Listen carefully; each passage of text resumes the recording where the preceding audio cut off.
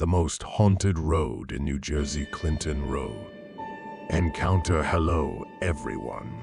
Been lurking here, and finally decided to post my encounter as I'm somewhat new to Reddit. Hope you enjoy. Used to ghost hunt with friends, so I have a few stories. Here's the first. Very long, but worth it. This was a couple of years ago. I was still in college. I worked at my local high school in South Jersey on the night shift for some extra money. But unfortunately, the hours meant I didn't really get to have a life during the week. I get a call from my friend group on a Friday before I headed into work saying that they were going to explore Clinton Road, which was known to be the scariest road in NJ. Obviously, I couldn't go, so I told them to let me know how they made out.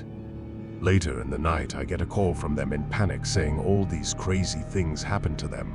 They described what happened to them, how they threw coins over Ghost Boy Bridge, and they came back, a ghost truck following them, and the feeling of being watched.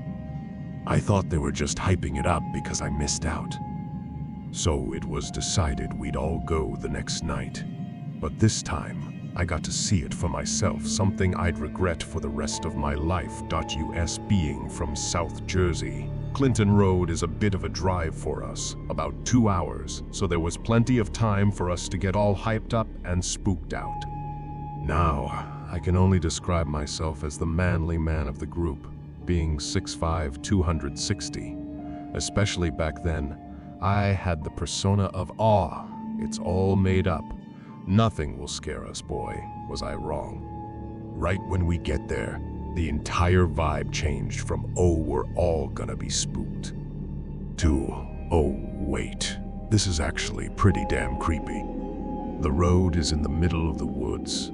Houses, few and far between. The first thing we see when we get there is a small mini castle-looking building, is the best I can describe it. And because of the far ride, we all had to pee.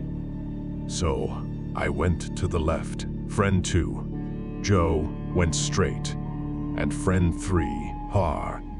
Friend 4 was female who stayed behind us in the road. After I was done, I immediately walked back along with her, but we noticed Joe walking towards the creepy building. I start shouting, asking what he was doing, and he turns back around with the look of shock. Me being completely confused. I ask, "What are you doing walking there?" Joe swore up and down that I was actually behind the building, waving at him to follow me to the building.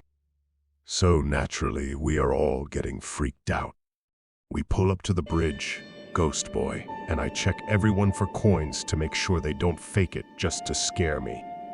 We all throw the coins. Nothing happens. See guys, it's all in your head. Let's go, so we all start walking back to the car. Cling, cling, cling. I hear the coins hit the road. We sprint back to check, and we find the coins laying in the road. I was 100% convinced they were just messing with me. So I had the idea to mark a coin so they couldn't fake it. Threw the coin in the water. Waited 5 minutes in silence. Nothing. See guys, let's go. Cling, cling, cling. I hear coins in the road. I walk back. I'll be damned. It was a coin with the same exact markings I put on it. I'm extremely freaked at this point, so we decide to go driving down the windy road in a newer sports car.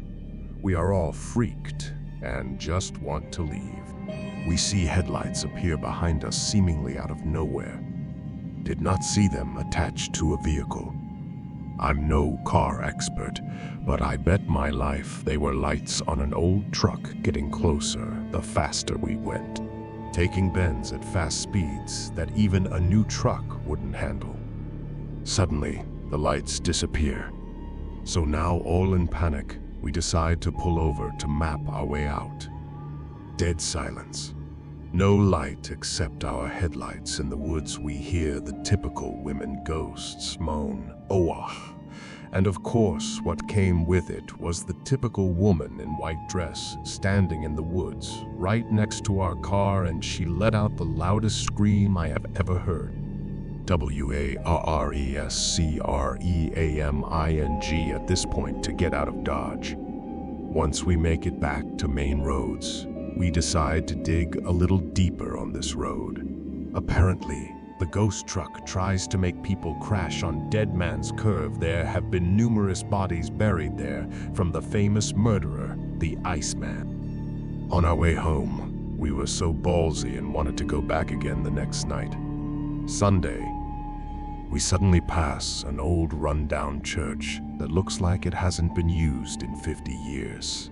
And of course, the sign left out front, "You need Jesus," on Sunday.